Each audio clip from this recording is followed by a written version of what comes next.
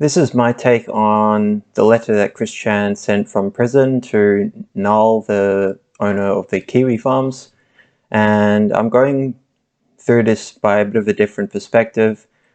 If people haven't watched my Chris Chan post-arrest video, I probably recommend that for context, especially regarding the insatiable appetites of demons or pathological consciousness or jinn, whatever you want to call them. And this is my quick little theory. The pathological consciousness within Chris, or the demon, is getting weak from a lack of energy to harvest, for it is in prison and people are no longer feeding it as much as the news of him has died down. So what does it do? It feeds off the Bible as the only means of entertainment, and feeds off Chris's delusions. I believe also this is the first time that Chris Chan has probably even read the Bible, despite him claiming to be a Christian for many years, because he seemed to have no knowledge of it at the time, back in the 2000s. Anyway, the New Testament is specifically quite perfect to build up this savior delusion that Chris Chan has now thrown over himself, even though he already kind of had that with the CPU goddess stuff, but that's me going on a tangent. I'm not going to go down there. As he grows stronger in delusion and the babbler of the abyss feeds, it then finds a perfect way to continue to harvest the energy it orgasmed over when it was caught after he fucked his mother and was arrested. Watch my post-arrest video for the full theory, as I said before.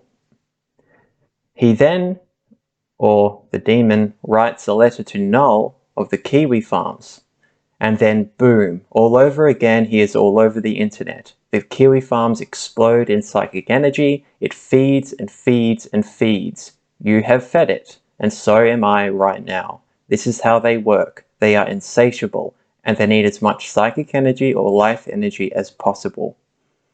And we have all been vampirically sucked by this monster within the dark void that was once Chris Chan's soul. And I quote, "And he will be nothing but a tapeworm within me." Coronzon 333. The demon or pathological consciousness within Chris feeds from us all again. How do we kill it, one might ask?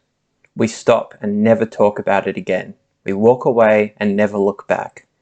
Let it feed off the millions it has spellbound, and let us not be a vessel for its binding and spreading like an STD. I will lead by example. I am no longer going to feed this fucking demon within Chris. This is the last video I will make about Chris Chan.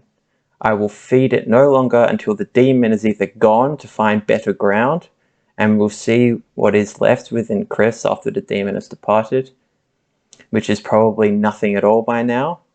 This has been more than a decade of energy harvesting in the making, and we were all played for fools.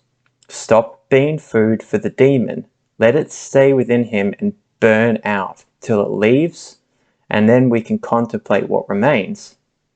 But that is too hopeful.